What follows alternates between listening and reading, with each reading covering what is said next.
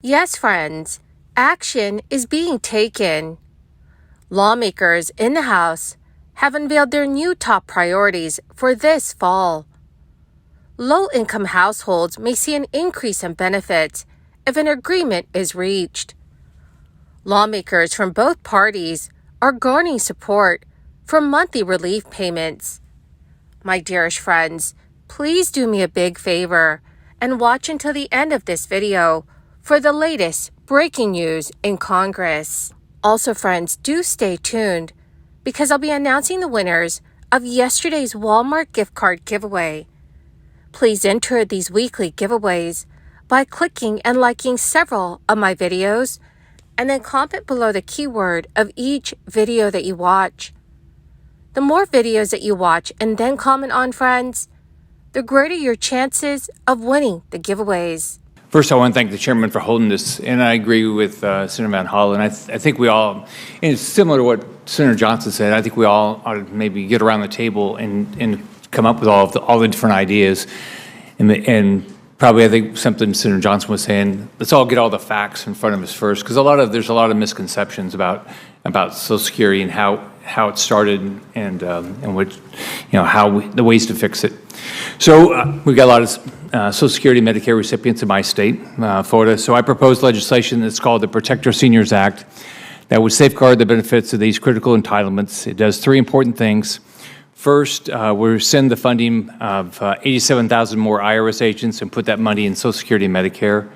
Second would say any savings with, if there's a way to come up with savings in Medicare, and there clearly is, we keep those in Medicare. Last fall, there was legislation that was passed that cut the spending in Medicare, but unfortunately that money was taken outside of the Medicare program, and so instead keeping it in.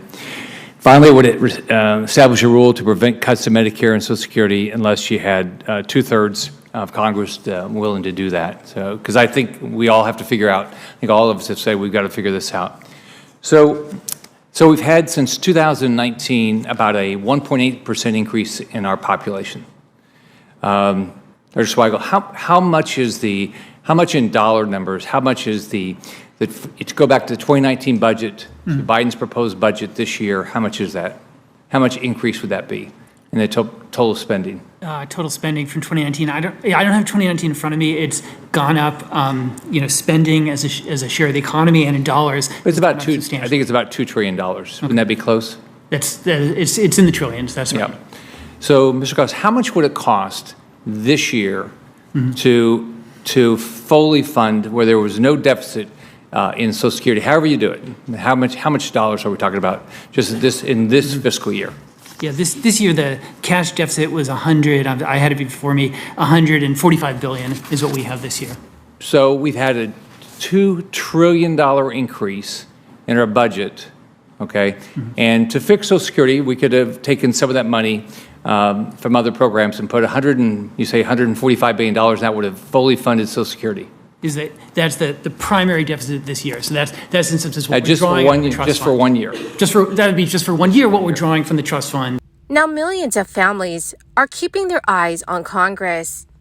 Some House Republicans defending vulnerable seats in the 2024 elections are working on expansion of the child tax credit. These lawmakers view it as a priority in discussions about broader tax legislation this fall. The GOP interest in playing a more active role to boost the benefit for families with children this year is bubbling up from centrist groups in the party who view the child credit as an important policy tool that has across-the-aisle support. Republican Representative Mike Lawler said in a recent interview, "I think that's a good bipartisan area where we can work together. The objective should be to try to find savings for our families across the country, and especially as we continue to deal with inflation." While Republicans temporarily doubled the child tax credit in a 2017 law, it has become a focus for Democrats during the Biden administration. Republicans oppose the full scale of a 2021 expansion that Democrats championed, which made the credit worth up to $3,600 for the youngest kids and $3,000 per child aged 6 and over.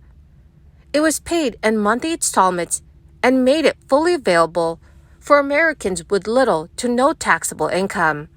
An impasse on if or how to bolster the benefit has now held up tax negotiations for a year.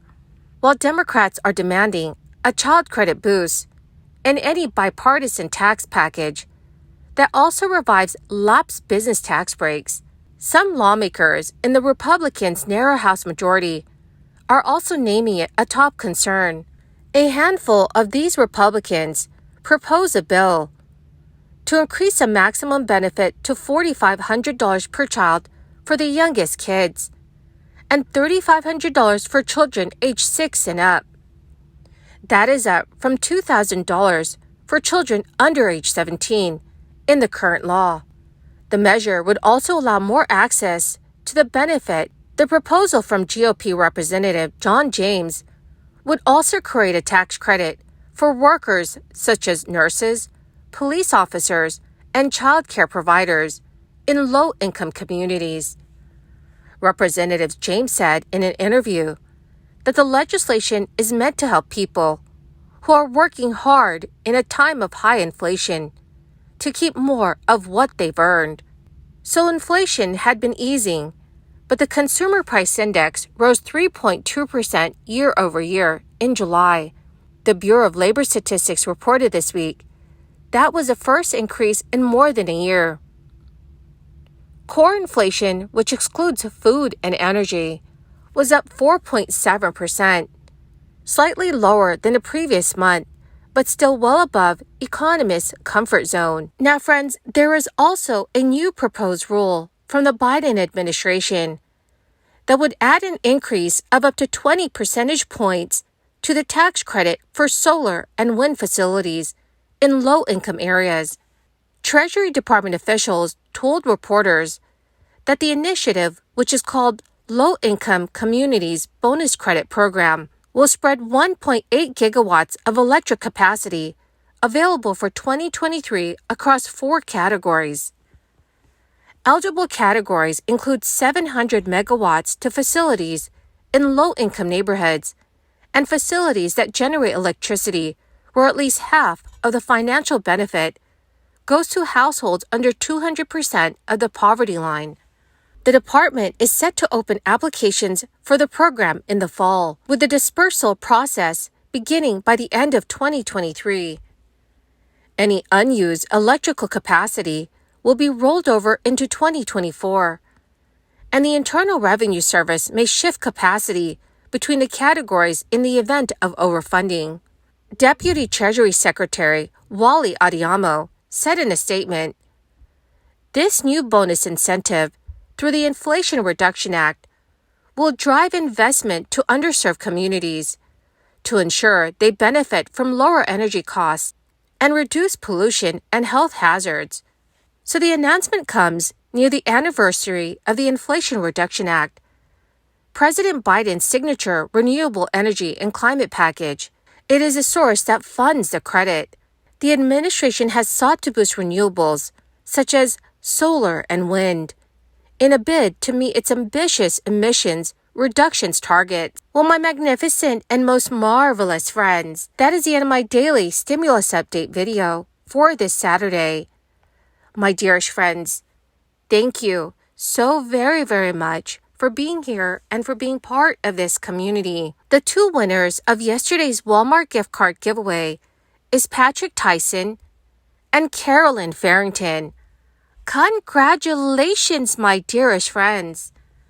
To claim your gift cards, please check your notifications page and send me a message, or you could message me on my Facebook page. Thank you so much, friends, and have a wonderful and very blessed Saturday.